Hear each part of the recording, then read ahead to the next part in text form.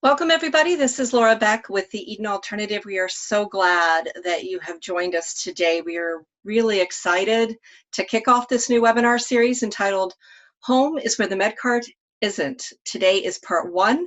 Next week, Wednesday, May 1st, same time, is part two.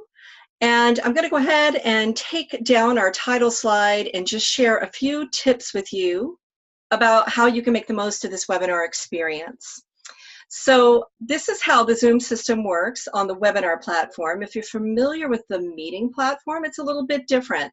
Instead of showing everybody that's participating, it's going to be featuring the images of the panelists alone. And we have 4 of them with us today. I'm just kind of hanging out as technical support.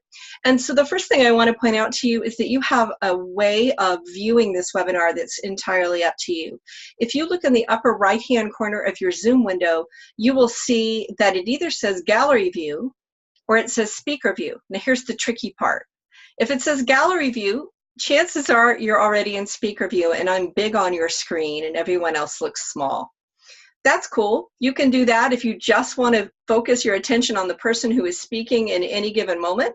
But if you want to look at every one of the panelists at once, you do have the option to choose gallery view. So if you toggle back and forth between the 2 of those, you get to see which one you like, and we suggest that you choose which one works best for you. If you have questions, and the beauty of a system like this is that you can type in your questions at any time. Please notice that at the bottom, you have a toolbar and it says Q&A. We would really like you to choose the Q&A box to send us your questions. It gives you an option of who to send it to. Make sure you're sending it to the panelists and the hosts so that we can see them. And they can be waiting there until the end of the webinar presentation, the panel discussion, which is the format we're doing today, and we'll be ready to answer them when the time comes. Please don't hesitate as those questions come up to get them in there, because then we can just get started on questions right away. Last but not least, here's something that's incredibly important, and that is CEU information. If you are invested in submitting for CEUs after this webinar, you need to stay to the entire end of, you got me on that, the end of the presentation. There will be a slide that goes up with very specific information regarding steps that you need to take in order to pursue those CEUs. So mind you, stay all the way to the end and you'll find out how you can get your CEUs. It will be the last thing we do together today. And with that, I am going to turn it over to Denise Hyde, who is also a member of our team at the Eden Alternative, but also a panelist, because Denise is a pharmacist and also a doctor of pharmacy. And she is going to be moderating today's session and also participating. So Denise? All right, thank you, Laura, for getting us set up. And again, yes, please use the Q&A box. I have it open on my desk, and I will be watching it and making sure that I get that information, those questions, off to the rest of the panel, and we can be addressing them as we go along or where it best fits. So I would love to introduce you to the panelists that we have today. 2 people are from the team at Sem Haven Retirement Community in Milford, Ohio. And so I'd like you to meet Celia McGee. Celia has worked in long-term care as a nurse, an RN, for 33 years. Wow, that is so awesome. She's worked in staff development. She's been a charge nurse, a supervisor, a primary instructor. She coordinates the nurse aid training program. When they did joint commission certification, she was very involved and helped them apply for that. And then she's also helped them apply for both bronze and silver level quality awards through the American Healthcare Association. And I assume, Celia, that you guys got both of those. Yes. Yeah, I'm not surprised. I'm not surprised. And joining her is Connie Dubois. And Connie's been involved in nursing for 42 years. Oh my gosh, yay. Started off as an LPN and is an RN now. She's the nurse leader for their memory care household. She's the electronic charting supervisor. I don't know what that all means, but it sounds pretty important. And she's been the MDS coordinator. She's got 40 elders that she does the MDS coordination for. And that includes making sure their care plans are up to date. So welcome, Connie, yay. Yay. We're glad you're here. And then lastly, Steve Reinecke. I'm very excited to have him on. He is the Vice President of Business Development and Senior Care for a company called Proximity Systems. And in his role, he works directly with providers and owners on custom medication storage solutions. So he's got a medical background, he's been involved with healthcare IT, and he does sales management as well. And that gives him kind of a unique perspective on the industries he serves. He works directly with nursing home administrators and designers on these in-room medication solutions and educates them on the advantage of a more personalized and dignified approach to medication management. So he's going to have a lot of great stories from the different organizations that he has worked with. So we're hoping today is all about just kind of giving you the story. What have people done? What does this look like? What are they learning from it? And then next week when we come together, we'll kind of break it down. Like, if you wanted to do this, how would you get started? First step, second step, and just give you some really concrete ideas. So we have a list of questions, and we're going to have our panelists respond to these. And again, if you have questions, go right on into the Q&A box and type them in. So here's the first question, and that is, what is the spark that actually started you on the idea of putting meds into the elders' rooms? So Team STEMhaven, I don't know, Celia or Connie, who wants to take that on first, but kind of what was your spark? I'll go ahead and answer that. One of the things that got us started on this particular journey was back in 2001, we heard about and began to adopt the philosophy of the Eden Alternative. And we toured a number of different communities that had already adopted the facility and were beginning to make some changes that they felt were necessary. And one of the biggest tasks that we wanted to make was we wanted to look for signs of institutional things that were institutionalized and try to problem solve how we could make those changes so that we could make this more of a home. Nice. Connie, anything you want to add? I know that before I started here in 2004, the director of nursing and the administrator took a trip to Kansas. There was a home there that was Eden Alternative, and they had their medicines in the residents' rooms, and they thought that was amazing. And we thought, how can we do that? Yeah. It was fun. Really cool. So it sounds like it was a lot about recognizing that the med cart was an institutional trapping, and then like, okay, let's go see what else is out there. What are our other options? Does that sound about right? Yes. Very cool. Very cool. And you said it was kind of the formal leaders that kind of went. Were they the only ones that were kind of inspired, or kind of like who went and did the visit? The administrator and the director of nursing did the original visit. And then they started with other folks here, some of the managers, the supervisor. They would go and visit some of the facilities as well. Oh, okay. So other people went out and saw it in action too. Mm-hmm. Yeah. Excellent. Excellent. So yeah, getting rid of that institutional artifact is a good reason to get started on this path. Steve, when you are working with organizations, what have you kind of discovered are the sparks, the things that kind of get them enthused to go down this path? Because it's not an easy one. Oh, not at all. One of the things that we see is a lot of times when there is an existing renovation project or a construction project of a new facility or an add-on, they're always looking for ways to do things differently. And they look at the Eden Alternative way of doing things and the different papers and articles that are out there. And one of the things that they're always trying to accomplish is not only to give that aesthetic feel and that home look and feel, they're also trying to reduce things like medication errors. So they are approaching us and talking specifically about those things, but keeping those caregivers, those care partners involved with that entire process. Nice, nice. So I'm hearing both kind of like getting rid of that institutional trapping so you can get closer to home, but also the idea that there's some practical things, the med-air rate and that kind of stuff is a good spark. Yeah. And that's kind of similar to what I hear from the homes that I talk with is, we recognize that the medication cart is actually driving the need for more medication and more illness, and it's just putting it in people's heads that's front and center, and it's up and down the halls, and it's blocking people's ways, and it's a very obvious artifact out there. And that's usually kind of what I hear people doing. And some of it is remodeling, and so that's an opportune moment to kind of look at a different storage system. But I have seen people that aren't remodeling, or I've talked to people who aren't remodeling, but they are finding a way to bring the meds into the elders' room. So it isn't always a big remodel project that kind of sparks people on this path.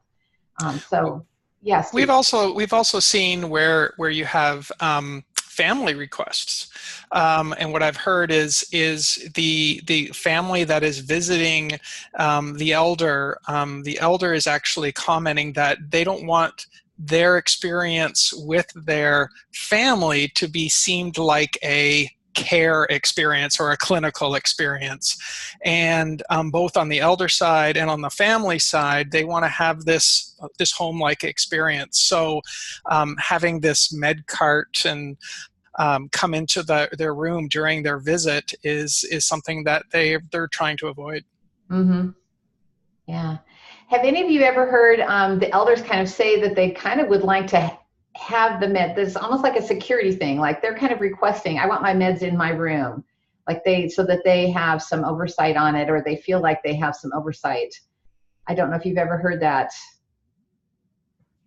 I've had people tell me in passing, being a household leader on a memory household, I'll see the nurse go in to get their medicine, and the resident will say, "That's mine."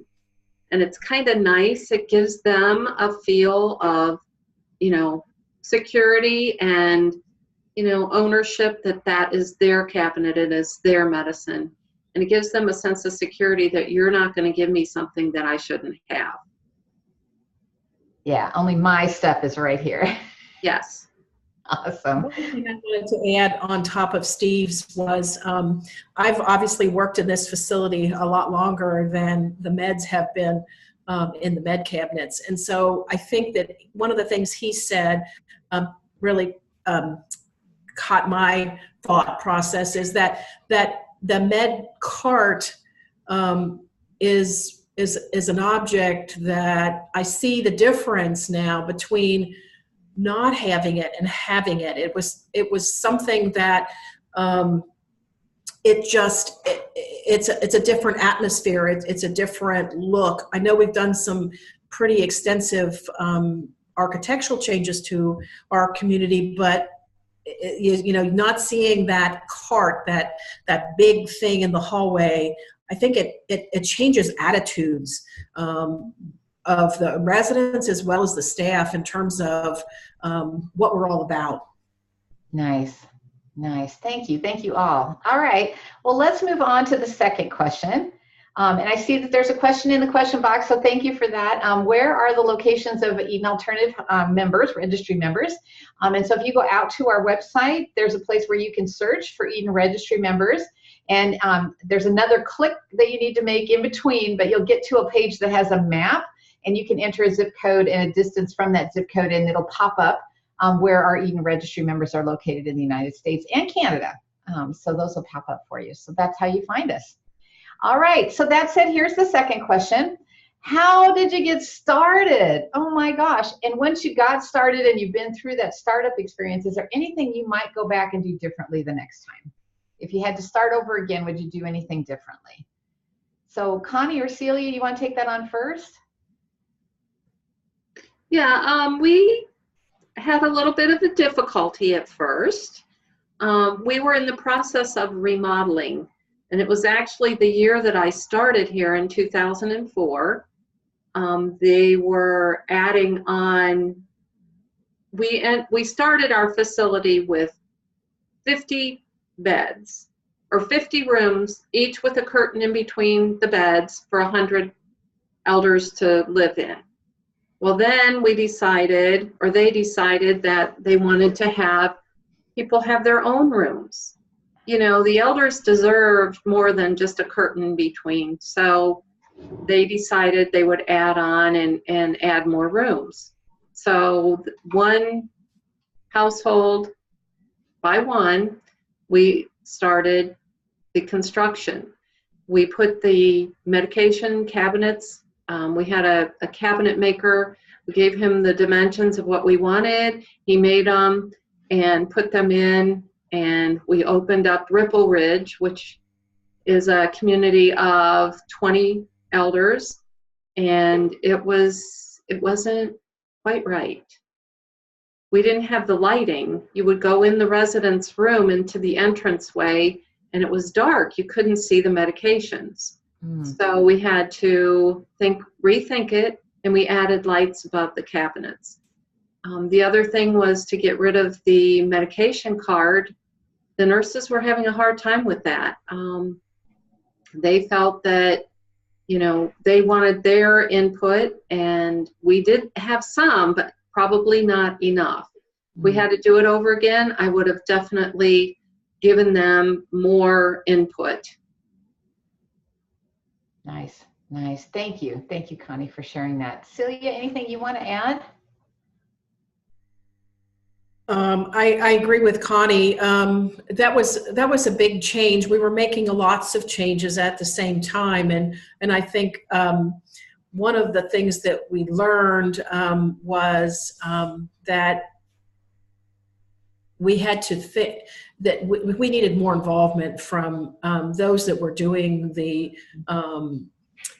that were working in the choices of doing the things that were the tasks that were being done. So I think that it was that was the reason that I think we got initial resistance, but I think we did then realize that, and I think that it was important that from that point on we did changes that we made. We certainly involved those that were foremost at that point doing the task. Yeah. So if you guys had to do it over again, obviously it sounds like you involved the nurses more, because we talked before, and I don't think you guys have med aids in the state of Michigan at this point, right? We're actually in Ohio. Oh, in Ohio, sorry. Yeah, and we don't have medication aid. We don't utilize them here. Okay. So nurses definitely would have been involved. Anybody else that you think you might have involved a little bit more when you got started in the conversation? We did involve some of the residents, which was kind of neat. I remember going into a resident's room right when we first started it, and one gentleman said to me, "Lady, what are you doing?" So I think maybe more involvement with them, but he knew that it was there, but he didn't know why. And so I think more education of the elders, perhaps, even the confused ones, because every time you see them, it's a different scenario.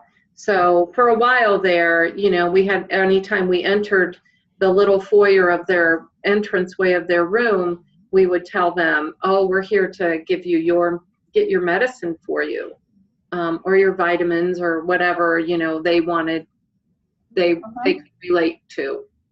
Okay. Very cool. All right. Steve, anything you would add in terms of what do you notice about how organizations kind of get started, and have you seen any of them have regrets and wish they could have done it a little differently?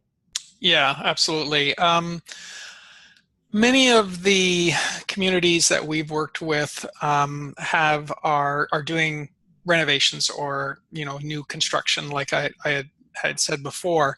One of the things is they've allowed the architect to make the decision on, they've said we want in-room medication solutions, and they've let the architects specify the solution rather than having it something that is catered to and designed specifically by the staff within the facility and the care partners, and even having elder feedback.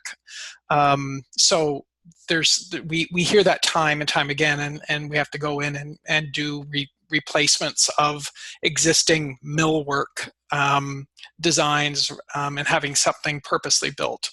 Another thing is what Team Sunhaven said, not having enough people involved. We've seen on many occasions where a community has just brought management into the flow to make a decision on what the design and the sizing and the location of these solutions are being put, and it gets installed usually at the very last minute. And the care partners look at it, and the community is sort of wondering how these decisions were actually made. So just having that overall involvement and a lot of feedback back and forth. So it's I think that's something a lot of places want to look at and make sure they do it right the first time.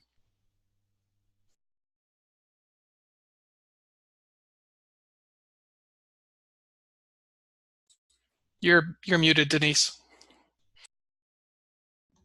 Have you ever seen organizations that kind of did a test run, that kind of thought, well, maybe let's just put it in and let people kind of play with it? Did you try that at all?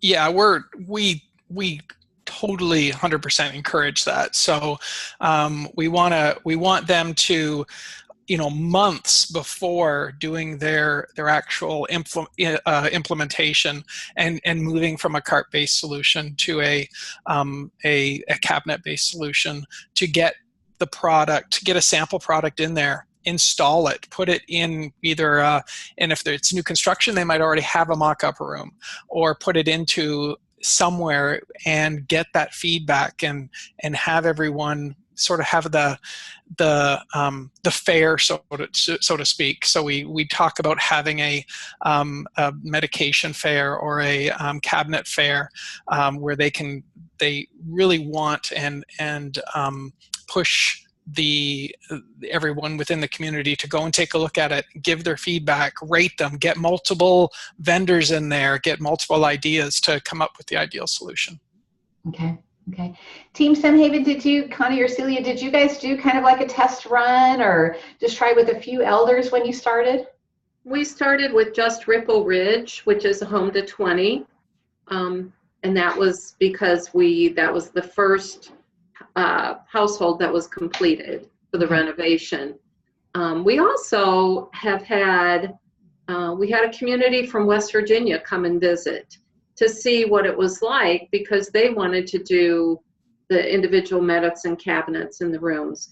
And then we had another household come over, within our community. They would come over and see what we had. Nurses would come over and check it out.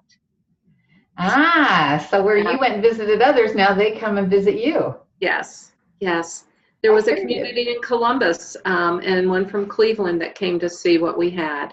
It was kind of fun to share. Yeah. Did people kind of have a sense of pride when they share it? Oh, yes. Yeah. Nurses were very proud. Very good. So even though it was kind of a hiccup when you started a little bit, not getting necessarily all the right people at the table, they have pride in it now. Oh, yes. Definitely. Very good.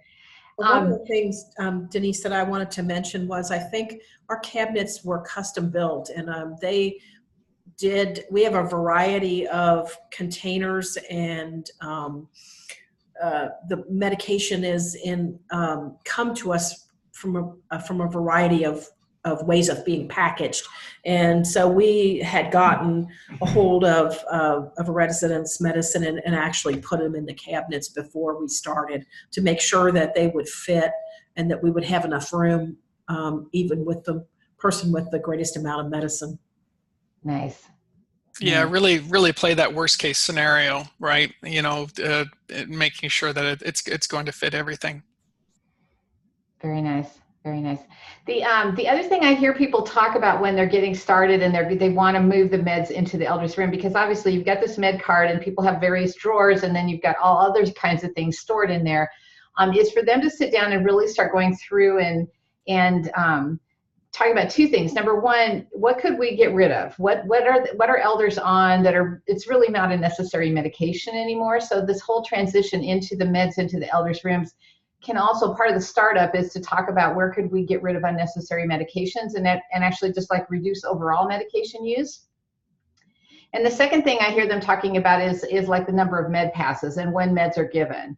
And so is this also an opportunity for us to look at going to more natural awakening and more natural go to bed when you want to? And so we get rid of the 7 a.m. meds, and now we have upon arising or at bedtime, and really trying to reduce the number of med passes so that most of the meds can be in the elders rooms, and there's not so many other things that have to be attended to in kind of awkward ways throughout the day. So that's another twist I've heard in terms of getting started, is to kind of think about the bigger picture around the meds. And that's my other 2 cents. Anything else anybody wants to add about like how you get started?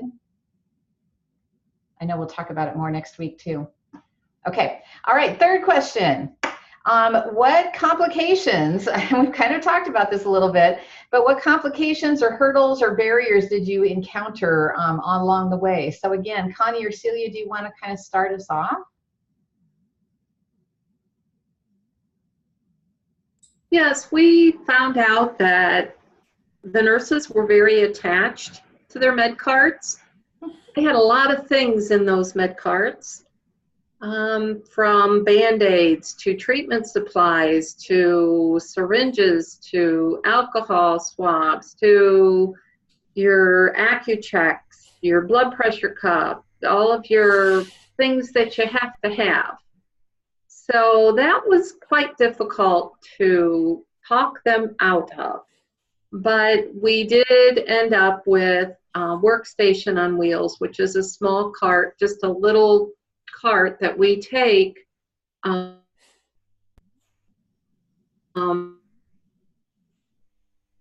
has what we need on it. In the med cabinets in the residence or the elders room, sorry, there is plenty of little med cups, drinking cups, straws, spoons, whatever they need. So, and then treatment supplies are kept in a separate room, and they have a little caddy that they can take with them to do their treatments. Seems to work out much better, and the nurses are very happy with it now. But at first, it was difficult. Denise, you're muted. It's a new routine, and so it does take time to get used to that new routine. Absolutely. Celia, anything you want to add? I think that Connie was hit the nail on the head. I think that the new system represented a change, and I think that if you can manage the change, or at least involve your change agents in the change, your change is going to go a little bit smoother, but change is always just uncomfortable, and we were making a lot of that at the time. So I think that finding solutions, looking outside the box, trying to figure out where we could make changes so that it would work. And I thank God that it did work, and we've been doing it now for about 14, 15 years. Nice, nice. Thank you. Steve, what do you think in terms of what you've seen be kind of a barrier or hurdle that organizations have to work through? I think the whole narcotics and how they are handled when a facility looks at going from that cart-based solution and that sort of central area. In the older communities, I've seen where the cart is very close to the area or sort of stationed at the area where the narcotics are kept. And they think that going to an in-room solution or an outside-of-room cabinet solution, individual cabinets, that narcotics that's going to happen as well. And we've done many designs of cabinets that have housed narcotics within the cabinet, double key, double lock, and actually manufactured them and sent them to facilities, communities to take a look at. And when the nursing gets involved and they start thinking about that workflow and the counts and how many steps they're going to have to do and what it's actually going to do for the amount of time they have to spend on that versus spending time with their elders, they do an about face, and they still go with the cabinets, but they realize that the narcotics might have to sort of go back to their original spots and not have them in the elders room. Okay. And that's been the big question that I get too, is like, what do you do with the narcotics? And I think there's 100 right answers. So that's one, that there's some sort of central location. And Celia and Connie, I think you guys kind of found a unique solution for you guys. We did. We are using our workstation on wheels. We had to add an extra little latch lock so that it's got a double lock. We thought about putting the narcotics in the resident or elders' rooms, but chose not to because of the count at the end of each shift. The nurses would have to go from room to room. And we wanted to make it a little bit easier on the nurses instead of more work for them. Mm-hmm. So they're kept in the little workstation drawer. It's nicer because it's right there. It's double locked, and it's easier to make sure that they're kept secure. Yeah. Yes. So I had another team that did the same kind of thing, Steve, that you were talking about. They had instead of installing a cabinet, they actually took the top drawer of a bedside table, or dresser, and they took the dresser drawer and turned that into the storage area for the medications. And they put a smaller lockbox. It was affixed to the drawer, and it had an extra lock. So the drawer locked. And then you opened it up and there was a little box in there that locked as well. So they had the double lock. But what they found was that, again, it was time consuming to do the counts. And then you're in the elders room at odd times of the day trying to do that. And so they ended up doing something similar to what the team at Semhaven has done, which is they have a smaller cart that goes around and it has a double lock box on it. And that's where they keep the narcotics. And I went at one other place and they actually created a small hall closet. And that's where they kept the narcotics. So they were in fairly close proximity to the elders' rooms, but they were in a central location that was easily accessed by the nurses that needed to access the meds, but they were double locked and easy for the count offs and trade offs and all that kind of stuff that has to do with that. So I can see some other questions. So the narcotics question came into the question box.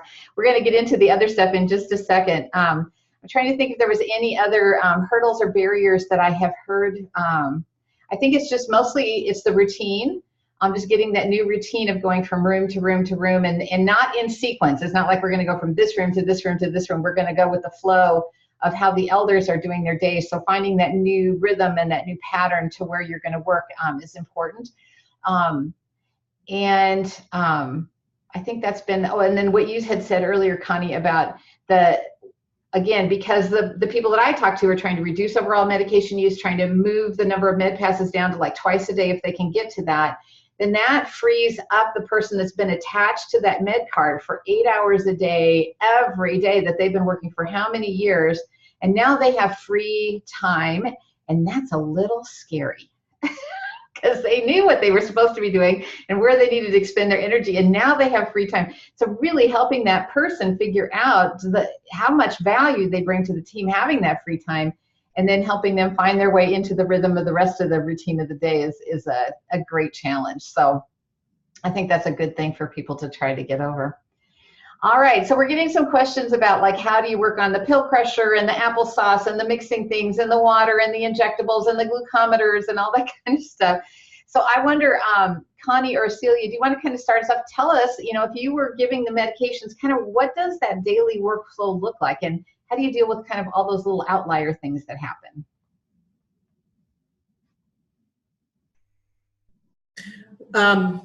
Connie's probably given meds more recently than I have, but I have fairly recently myself. One of the things that our workstation on wheels is, I look at it as between a compromise, so to speak. It does have room to have a workstation, and we have a room where it's stored, and we get the things that we need on that workstation on wheels. There are some of the items that we use with the MedPass task. We do have baskets and places to store some things that used to be on the med cart. We have containers for cups and straws and med cups, and we have a basket for instruments and glucometers and things like that. And I think getting the applesauce or the pill crusher, it is on this workstation on wheels. We couldn't by any chance have enough of them to be for every med cabinet we have in the household. You would get obviously the things like the applesauce and any kind of maybe supplements that you might need, if those are part of the MedPass. And then there is a routine. There's a natural routine, especially during the morning, where I tend to see more of this being done. Is we know our elders so well, we know which ones would be more likely to be ready to take medications at one particular time and which ones might be sleeping. And we use a general awakening program, so our MedPass times are adjusted, as Denise said, to facilitate that. It's upon arising, so it's an 8, 9, 10. So we have a huge window of time that allows us to go and pick those people that we consider are typically our early morning risers. We check on them. A nice thing too about having the meds in the rooms is the advantage that allows us to get to be near our elders, so that when they have needs or concerns, or you can check on them as far as safety. So having that in the rooms is, I think, been a good thing. I think all of the barriers that are associated maybe with taking the things out of the med carts, there's no way that there's no way that it could be. Once you figure out how you can get the things done, or you envision what would be different, then I think when you get used to that, then it makes it so much. There's so more advantages than there are disadvantages. Yep. Yeah, nice. Connie, you said you just did this morning. Tell us about how your routine went. I did. We had a nurse who called off, and not on my household, so I don't know the residents or the elders that well. I know some of them, but not all of them. So I went over and we counted the narcotics, and the nurse that was leaving gave me a report and how people took their medication, crushed or full or whatever. And so I pulled my MedPass up on my electronic charting system on my workstation and looked to see which residents were awake, and started out and asked them how they wanted to take their medicine, if they wanted it before or after they ate. Most of them chose to take it while they were eating, which was great. I took the workstation and went down, the workstation that we have has a little top to it, and the little pill crusher there. I had the AccuCheck machine in the little drawer. Blood pressure cuff was hanging on the side, my stethoscope. I had my watch. Let's see, what else did I need? Supplements that I gave. It was all right there. And I went from room to room. If they were awake and wanted their meds, I gave it to them. And for those 20 residents, it probably took about 2.5 hours. And that's not knowing them, or most of them. I knew some of them, but I didn't know all of them. So getting to know them, how they like to take their medicine, taking my time with them, So 2.5 hours, I don't think is bad for a med pass for something that I don't do every day, and for residents or elders that I don't normally give medications to. Yeah. Awesome. So tell me about the pill crusher. It was there on the cart, on the little workstation cart, and as I got the medications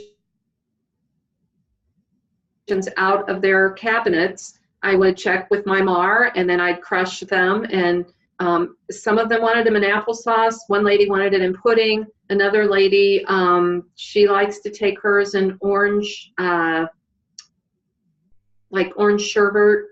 So I put it in that for her. We had a lady who takes her medicines with tomato juice. So, you know, those different things. And our little kitchen dining room area has a refrigerator, has all the things in it. The health shakes are kept in a little closet. We call it a med room, but it's technically a closet because it doesn't need to be very big. So that was, you know, where I got that. Yeah. And it was great. We did the narcotic count sheet right there with the workstation. So it worked out well. Yay, yay. And what a nice thing to hear for not used to the rhythm of life in that home, and yet you could go in there and kind of figure it out and make it work. Yep. On short notice. So that to me says it's easier than we think. Yes, and then one lady, I didn't know who she was coming out of her room. So that was a no-brainer. I'm like, okay, who's this lady? And they said, well, her name's right there on the door. So, you know, it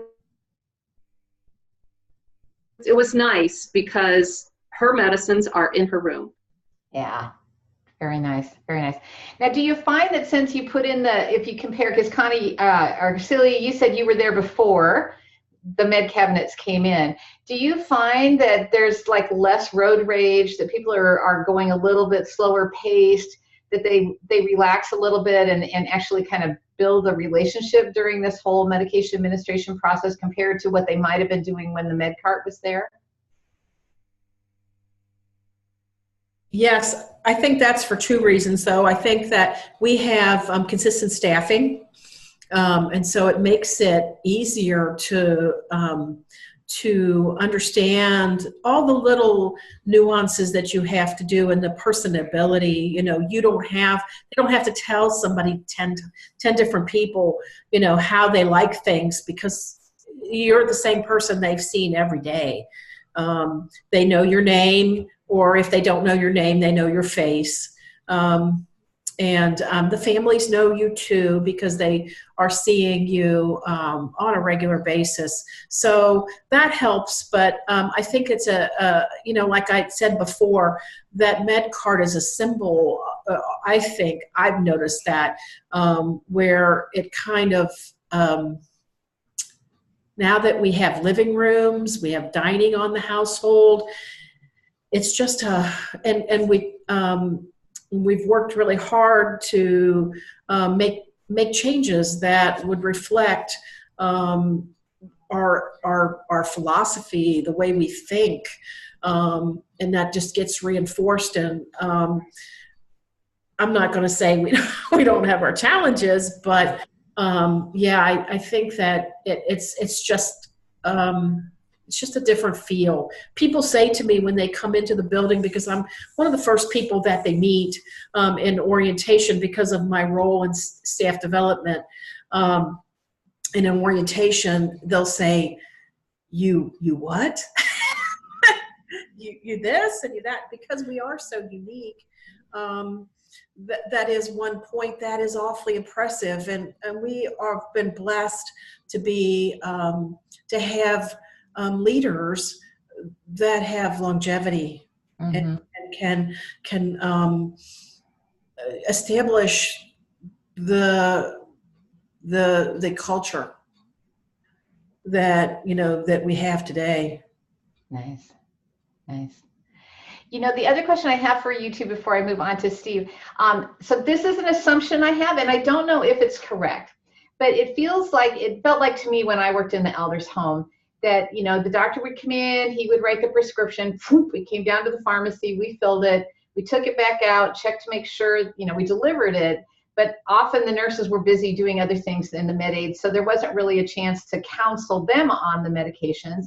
And I thought, gosh, you know, it gets loaded into the med cart and just given to the elders. And so there probably isn't a lot of time spent counseling them. Oh, hey, you've got a new pill that you're getting today, and here's why and what this is about. And I'm just wondering, with the meds in the elders room and the elders seeing that there all the time, do they become a more active participant in their care? And do they get more inquisitive about what you're giving them, why you're giving it to them? Do you find that you do spend more time actually kind of counseling them about what they're taking than you might have if you had the med card? Some do. Some that can have the awareness and the understanding. I had a situation the other day where a resident in the dining room was questioning a medicine. He does not like iron. It doesn't fail. He tolerates it. And one of the medicines that a nurse was giving was, he wanted to make sure it wasn't iron. And so one of the things that, because of how close in proximity this medicine is, you know, she could tell him, and she could reassure him that no, that wasn't iron. Nice. So to the extent that they can comprehend it, it does. But I'm not so sure that is necessarily something that I would consider a major advantage of having the meds in the room. Okay, that makes sense. That makes sense. Connie, anything you want to add? Yes, this morning I had a lady who said, "What are you doing?" And I said, "Well, you know, I am giving you your vitamin." And she said, "Are you sure that's a vitamin?" And because she's not used to me being the nurse over there, and, you know, she questioned it. So luckily I was right there at her med cabinet. I got out the container of her multivitamin. I opened it up. Showed her. I showed her and I said, "See, it matches what's in the little cup I got for you." So that was nice. You know, it's right there. She was right there, and it worked out great. Nice. Thank you, guys. Thank you for letting me ask my assumption and make sure that that's good. So, Steve, I'm going to ask you kind of the same question. What are you discovering? What are you seeing in terms of what the daily process looks like with the meds in the elders' rooms?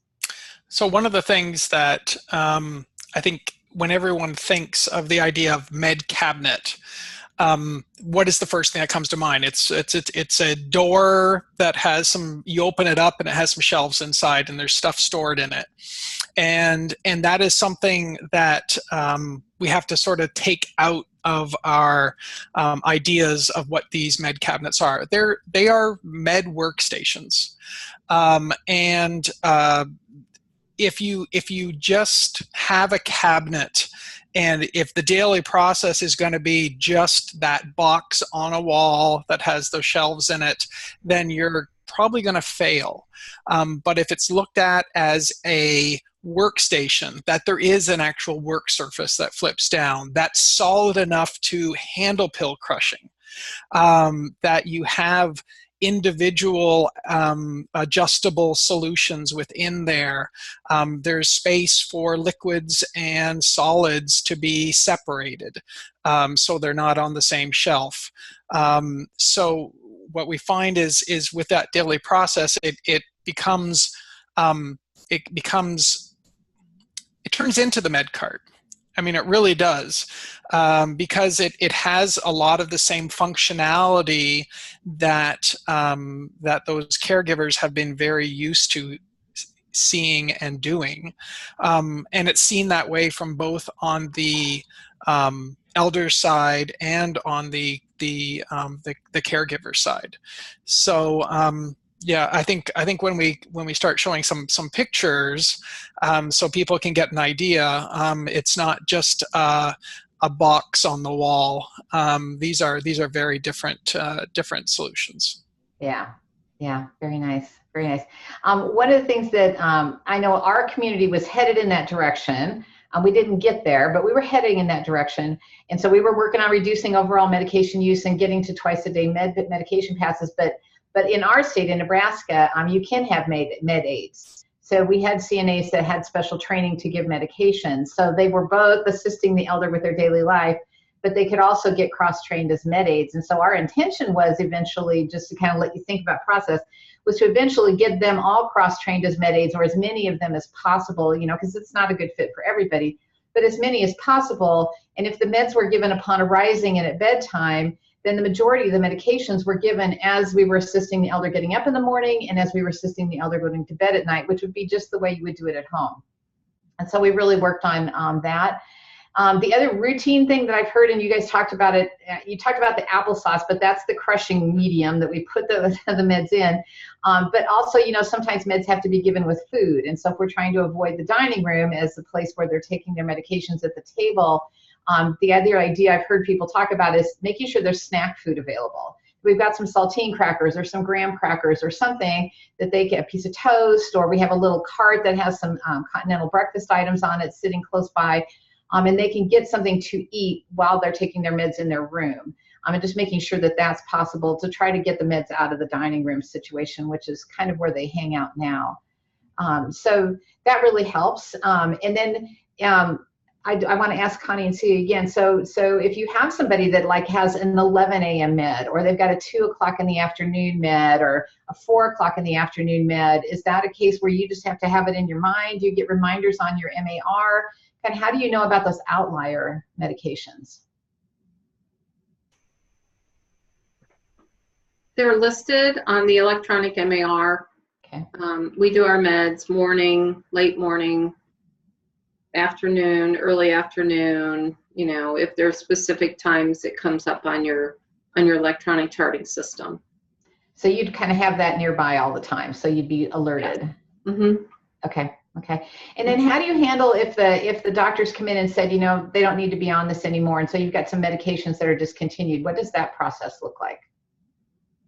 It's put into the electronic charting system when a medication is discontinued, and the nurse removes the medication from the elder's room out of their medicine cabinet, so it's not mistakenly given, especially Coumadin.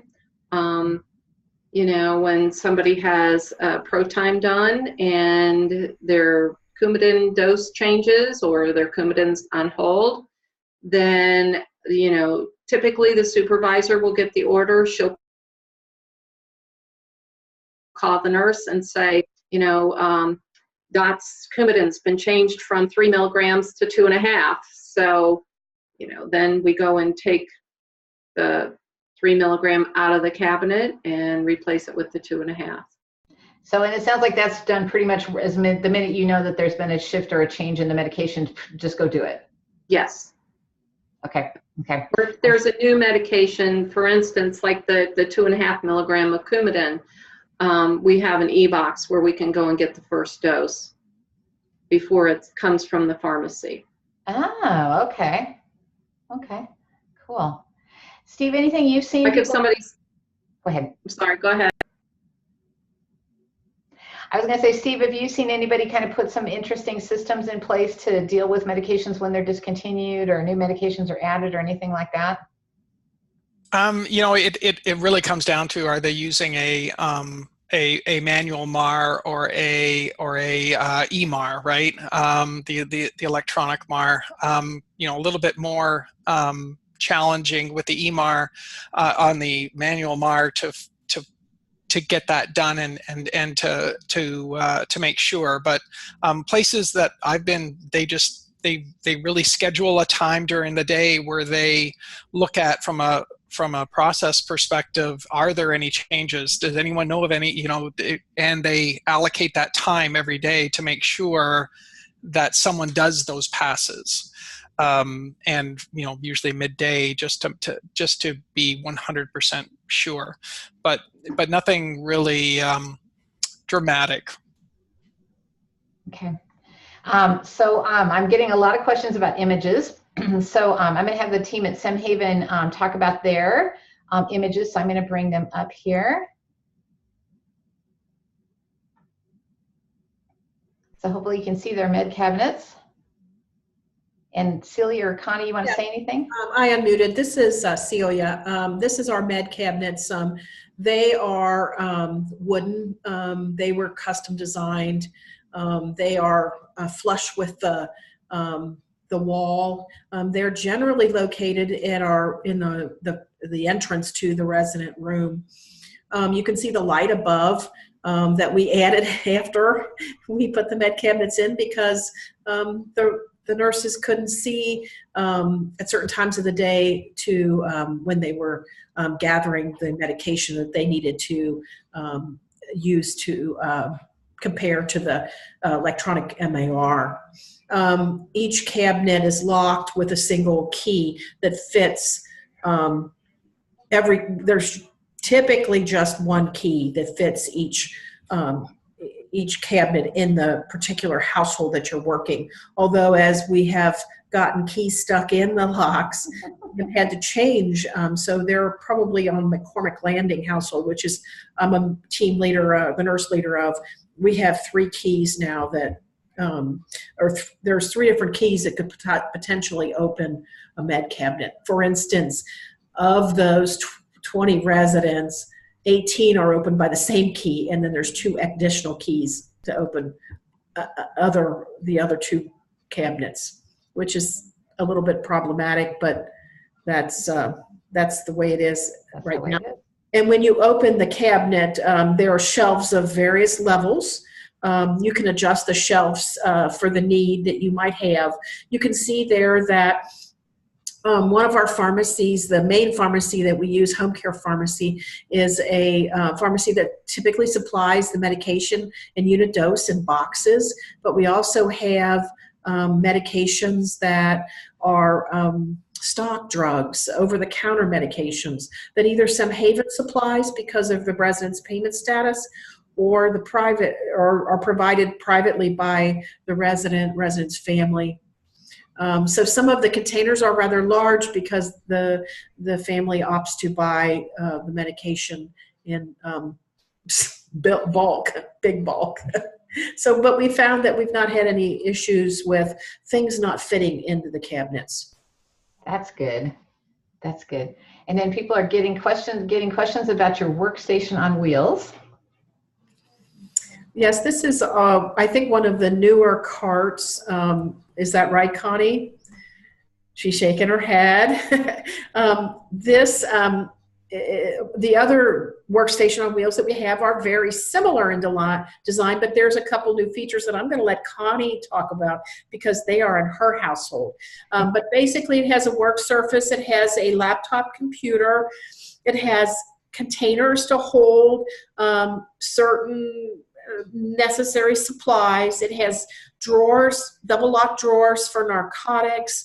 Now I'm looking at this, I'm not used to this med cart because it's obviously we're really in the process now of piloting this one to see, but Connie will talk about some of the advantages that it has over the ones we're using. We have, this is a new one that Canfield Court is using. That's the household that I'm the nurse leader for. We are trialing it. Our nurses at first are like, no, we have to have our old ones. But these are nicer because they have, they're lighter weight. They have less space on them than the current ones. So we're getting smaller yet, but yet it still has the work top to utilize for the pill crusher or things like that. It also has things like your narcotic drawer. It has room enough in for everything else that we need. It's very lightweight. It's mostly plastic, but it does get us where we want to go. We can take it right outside the residents' or the elders' rooms. We're trialing it on this household. We've learned our lesson to let the nurses decide what they like, what they don't like. The only thing we're adding is another, on the back of it, another little area basket for things like your thermometer and your blood pressure cuff and things like that. So Yeah, Nice. the little drawer here at the top, that is for our narcotics. The bottom drawer, we have the lancets, the insulin syringes, the little 2x2s and Band-Aids and AccuCheck machine, things like that. So, Connie, there is if I remember right, there is some kind of you can press numbers to open. yes, at the top. At the top here is a little area where you put the numbers in, and that unlocks the narcotic drawer. And then since this picture was taken, we've had to add a lock, which is our second lock for the narcotics. And it will beep if you leave the narcotic drawer open or the other drawer open too long, which is a nice feature, especially given that I work on the memory care household. The nurses can't leave it open. Yeah. Very nice. Thank you. Thank you for going over that. I hope that's kind of, Lucinda's got a really interesting question, but I'm going to have Steve share because he's got some pictures to share. And then Lucinda, let's tackle your question. Great. Yeah, and for those on the call who are curious, that cart company is called Ergotron. It's a StyleView 41 cart. I worked for them for 17 years, so I know it quite well. Okay, let me bring up, just going to share my screen. So I want to show you one of the designs. So this was the customer I was talking about previously that wanted to do a workstation on the wall within their community, 71 different rooms. And they wanted the narcotics within the room, and it was very unique situation with this double locking door. Steve, I don't think we see your picture yet. I'm sorry. Oh, sorry. Let's try this. That's You're describing it beautifully, but people don't. There it is. Now can you see it? Yes. Okay, sorry. Yeah, so double locking, they decided at first they were going to try key lock. So a single key that unlocked all three doors. And then once the three doors were open, they had a different key to get to the narcotics, which was in the top left-hand corner. We actually manufactured it, sent it to them for them to try out. And this is what I got in response. So they sent me then this. So this was they tried it out, mounted it on their wall. They realized keys were not going to work. They also realized narcotics were not going to work. And they wanted, on my suggestion, to have gloves, to be accessible without without the cabinet actually being unlocked. So they didn't like the 30 inches wide. They wanted it 28 inches wide. And you can see it was quite a deep cabinet at 8 1/4 inches. But they had little alcoves built where the cabinets sits in. So the end design ended up to be like this. So they did go with blister packs for their meds. They had this nice large work surface. Their gloves, they went with an electronic code lock that they would just program in their different combinations. Then it opened all three doors. So I also have a picture of one that's which was actually in use at, so this is a picture at Meadowbrook, who did a similar type cabinet. This is a very happy caregiver utilizing it, and for this elder, this is how they had the cabinet configured. So still have some of their supplies, little flip down doors. They decided instead of going with the wire across the shelf, they wanted a tray for their blister packs. But in hindsight, they've talked about already to take these tissues that are sitting on top and put a hole in the door and have them sitting on this top shelf so they can get the tissues out of the cabinet when it's not unlocked. There you go. Yeah, I like how they've made sure that the cabinet will hold some of those supplies that are on the workstation on wheels for the team at Semhaven, that they've got the space to put them in the room, and they're very accessible. Yep. It's just a different upgrade. So Lucinda's question, and you guys can help with this. She wanted to know what it looks like. So you've got a couple visions of what it looks like. I had a team that I visited, and they had taken the over-the-bed lights, which I know we're all getting rid of, but at this time they had the over-the-bed lights, and they actually built a nice cabinet around it, and then they built 2 long cabinets on each side of it, and then one of them was for medication. So they locked it, and it was skinny but long, and that's where they stored all the elders' meds. So that was one. And then I've seen the drawers in the dresser that they lock. I've seen that happen too. And then I've seen the wallaroos with the code and all that kind of stuff, and it folds down. So Lucinda says that they have wallaroos, but they have had an issue with the other supplies that are needed. And they tried T cards, but of course they didn't hold up, and they've slipped back into a medication cart. And I have seen that happen with different organizations. That we started with it in the room. I visited a home, beautiful home. They had all the space and the cabinets in the elders' room, but for this reason and that reason and the other reason, they just said, no, that's too hard. And so they've gone and bought a small med cart, and they're back to the med cart. So I think that back slippage is really easy. And I'm just curious, Connie and Celia, you've been doing this for 13 years or 14 years, and how have you avoided the back slippage?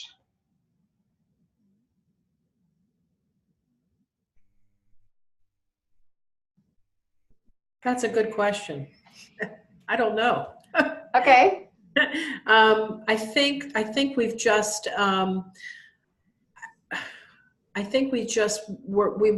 it was something that we really, really wanted to do. And I think we've just tried to, every step of the way. I think in the early period is where your greatest risk of failure is. I don't know how long the individual that you're speaking of, how long they tried it. But I think that that period, that's the critical period where you really need to make sure that, anything that's something that people don't like, or it's not working out, or there's that frustration that, you're actively working on problem solving. How can you do it? Because I think it's worth doing. And I'm not sure in that instance why they went back to the cart. But I'm guessing that it had to do with the flow of systems, or people were unhappy, or there was just so much confusion. Maybe they needed to step back and spend more time before they tried it again. Yeah. I think our system is simple in some ways, and I think when we did it at the same time as we were doing going towards an electronic type of documentation system, so I think both of those things maybe made it so that it happened and that it stuck. A lot of our staff, I think, have longevity, and that might help too. Mm-hmm. Very nice. Connie, anything you want to? Yeah, I wanted to add that I truly believe that the workstation on wheels, or as we call it, the WOW, has really been beneficial for our nurses. I don't know that we would have been successful if we would have just put the meds in their room and told them, that this is how you're going to do it. We gave them something that they had, instead in place of, and we revamped it a little bit, added some of the things that nurses think they have to have. One of the things I've noticed going from a bigger one to the smaller one that you saw in the picture was that now they can't carry 300 cups. They can't carry 300 straws, 300 spoons. What, they don't need them, but nurses think they do. I being one that always thought, oh, I have to stock the cart. I have to stock the cart and get it ready to go for the next person. You don't need 300 cups on your cart. And they learned after a while, they're like, yeah, we don't. And this new one, it has very little space on it. So that's why we're trialing it. And I think the nurses are very happy that we've included them with this decision. And they've gone to having 300 or 400 on the big, huge med cart to having maybe 100 on this other small cart to now having maybe 20. So it's nicer. And I think that's a big, huge part of the process and making it work, is involving those who really use it every day. Nice. Nice. Thank you. All right. So I'm watching time, and let's move on to the next question, which is, what positive outcomes have you seen as a result of making this change? So what have been some of the positive outcomes that you've seen? So we'll start with Connie and Celia, and I'm just curious.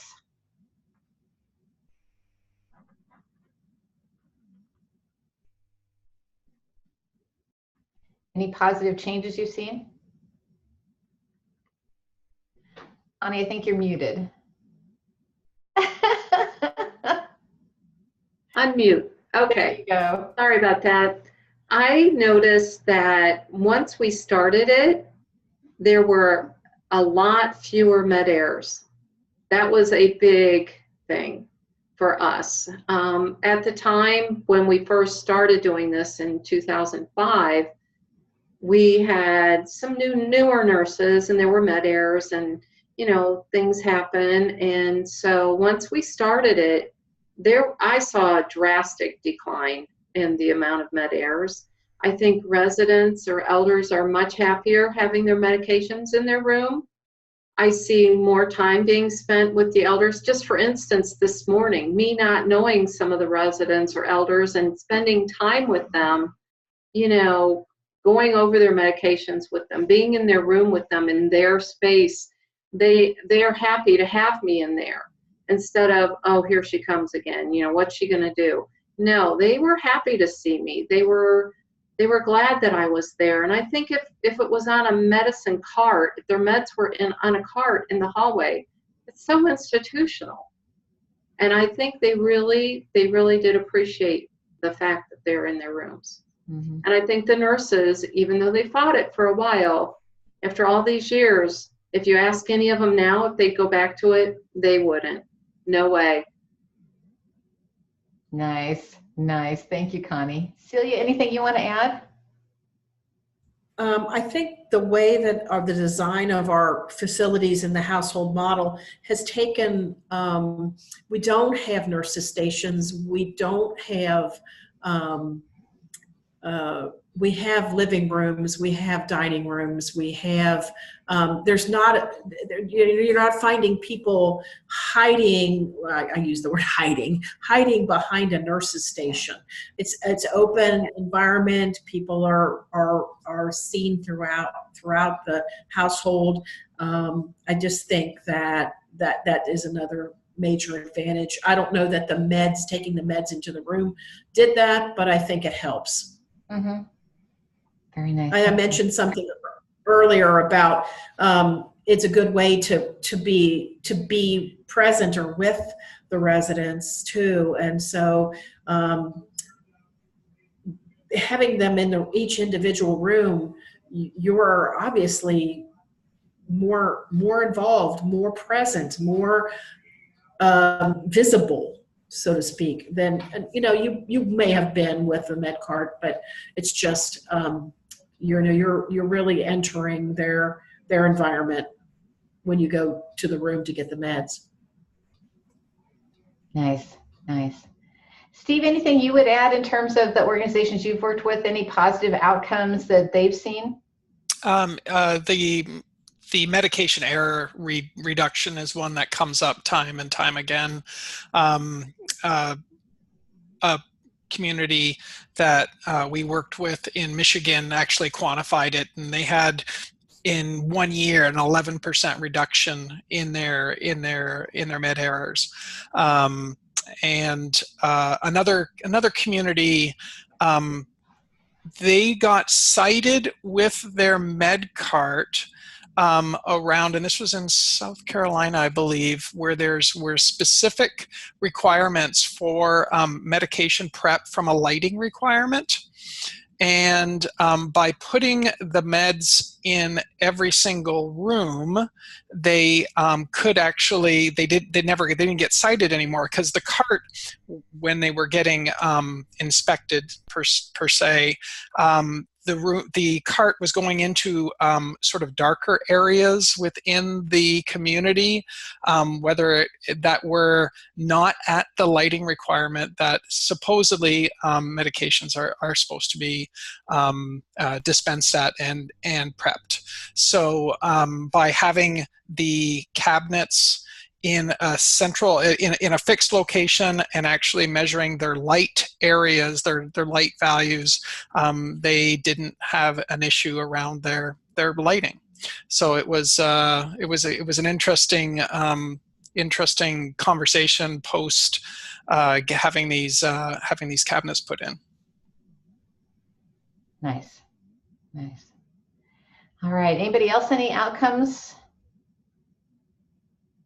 I've had one organization say to me that because of the way they went about the process, they actually reduced overall medication use by 30%, which was awesome. But they also found there was less requests from the elders for, I need to see the doctor, I need this treatment, I've got this headache, all that kind of stuff that like generates you using the PRNs. Because the med cart wasn't in their face all day long telling them, oh, hey, you're sick. And by the way, everybody else here is sick. And so they actually found that they had less requests for all those extra medications, which require follow-up and extra documentation. And so it actually generated a lot of awesome time for everybody to build real relationships. And I'm going to get the next question, and then we've got some really good questions in the question box. So the last question is, what advice do you have people that want to make this change? Do you have any advice you'd pass along to people who are on this call that are thinking, yeah, maybe we want to do this? And I'll just open it up. I don't know who wants to start us off. I would say from a involvement and taking your time. It's what I hear time and time again. Get a sample in. Don't base it just on a drawing or a catalog. Get the product in. If the vendor's not willing to do it, then you're probably with the wrong vendor.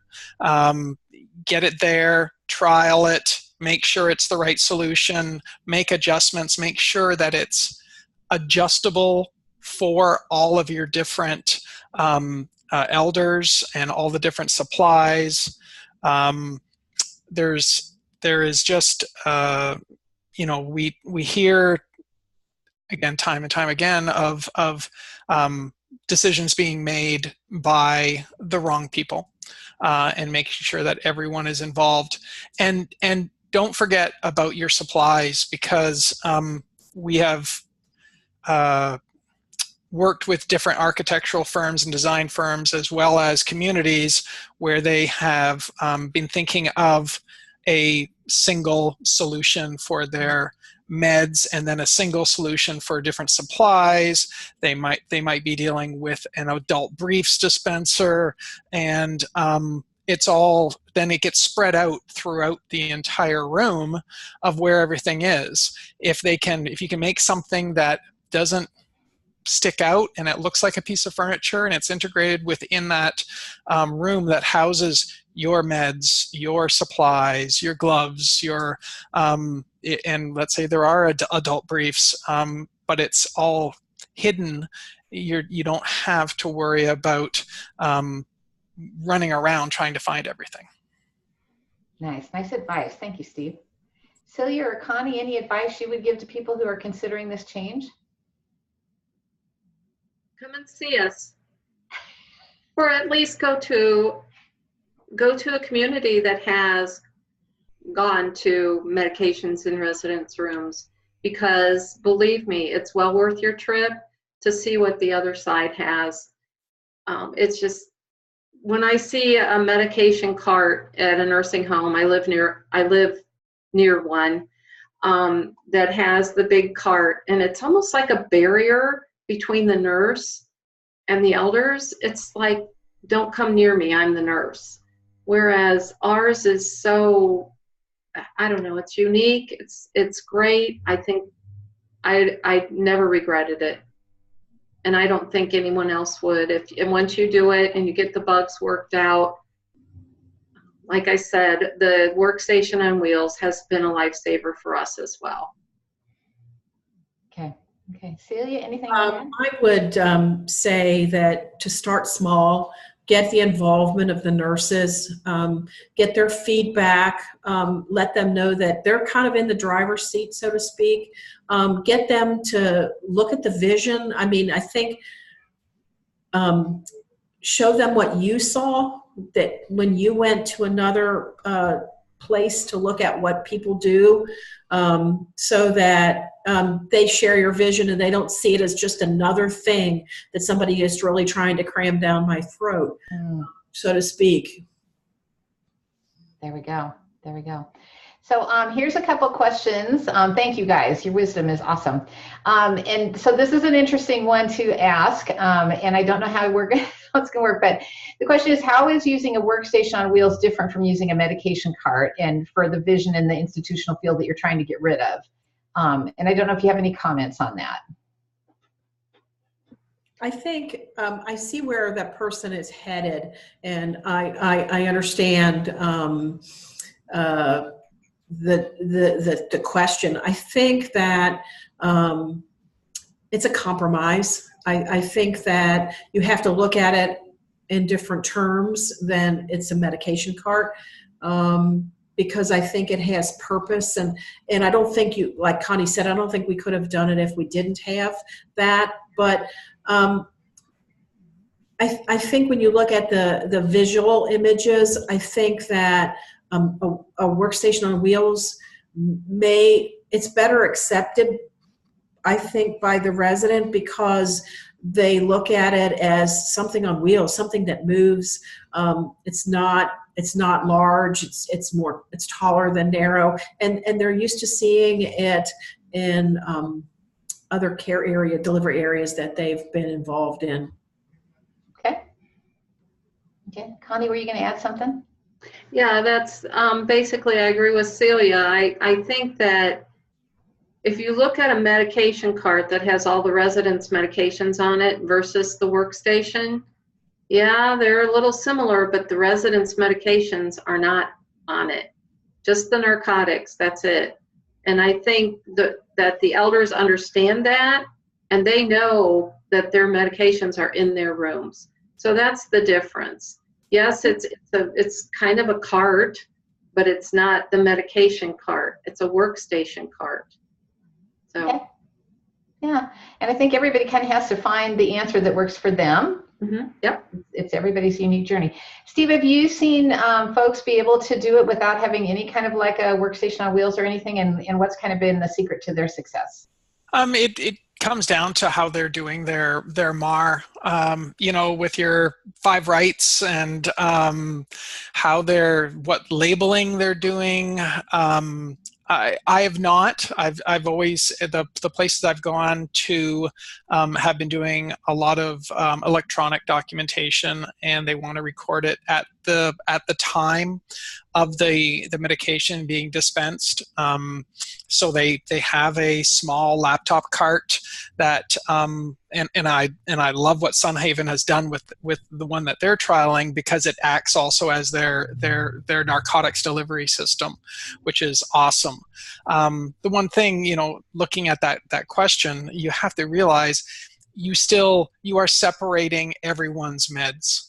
And they're not in that single cart. Yes, there's going to be a workstation on wheels that is going to be delivered, and it could be their prep area and help them to keep everything recorded and make sure that everyone's getting the right meds at the right time.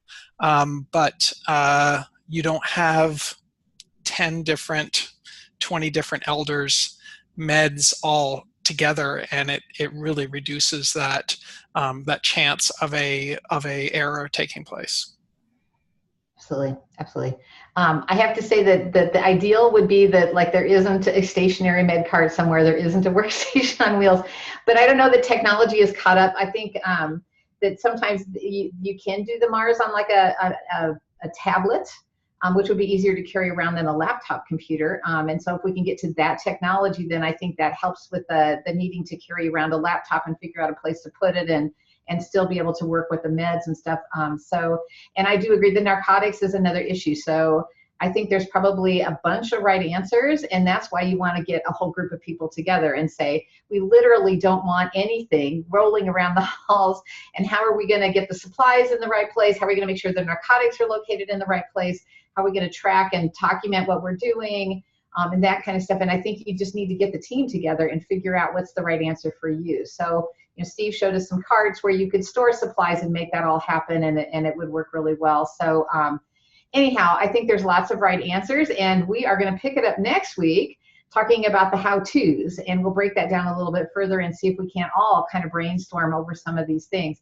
And Jacob asked, you know, how do you transport the narcotics from a separate storage area directly to the elder? And obviously the team at Semhaven, it seems like you guys have a really good solution because it's like right there on that little workstation on wheels.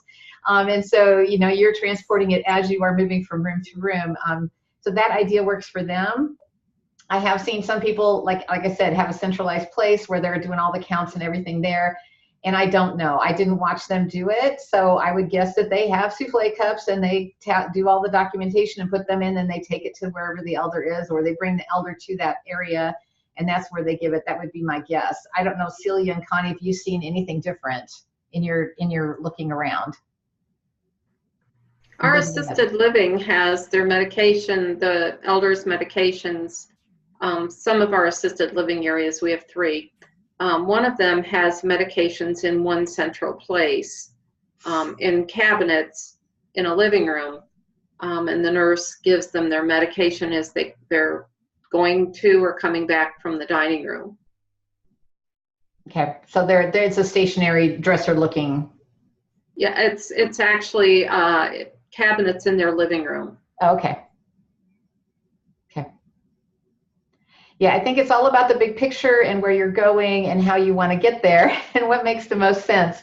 Yeah, how you set it up and set yourselves up for success. So we are at 2 minutes till, and I want to make sure you get your continuing education credits, but I hope you will join us next week and we will kind of break it apart a little bit and talk through some questions and things you want to think about as you are on this journey. And set yourselves up for success so you do get the outcome that you desire. So Laura, I'm going to turn it back over to you to kind of conclude our time together. Okay. Just want to say this has been, as someone who's been listening in, really rich, really specific, lots of detail, nothing like hearing from people who have done the work. So thank you to everybody who's been a part of the webinar. And for those of you who are anxiously awaiting the information you need to apply for CEUs, I'm going to pop the information you need up on the screen, so get your pens ready, because there's a couple things you're going to want to jot down. This is where the rubber hits the road. This is what you need. You're going to send an email to kwood, KWOOD, at edenalt.org. We only take email requests for this. Please don't call. It goes directly to that address, and you're going to email this message no later than May 8th. That gives you 2 weeks to apply for Part 1 CEUs. You will be given the opportunity to do this again next week for Part 2 separately. Now, the subject line of this email is CEUs for Home is Where the Med Cart Isn't, Part 1. And in the body of the email, you want to make some sort of statement about, I was there start to finish. I was, I didn't ever leave. The date was April 24th, 2019. And there's a code phrase that is pretty much going to make it or break it for you. If you don't have this code phrase in your email, you're not going to get the CEUs. So this is what it is. Are you ready? Put them in quotes so they, know that you listened. Meds are no longer on a roll. I'm going to say it again. Meds are no longer on a roll. That's your code phrase for Part 1 going to be hard pressed to come up with one for part 2, but I'm sure we have a little time to work on that. And if you have any questions, why don't we just, maybe Janice and I can stay on the line for just a moment, or raise your hand, and we make sure there aren't any, there's no confusion about the CEUs. I'm going to look and see if anyone raised their hand.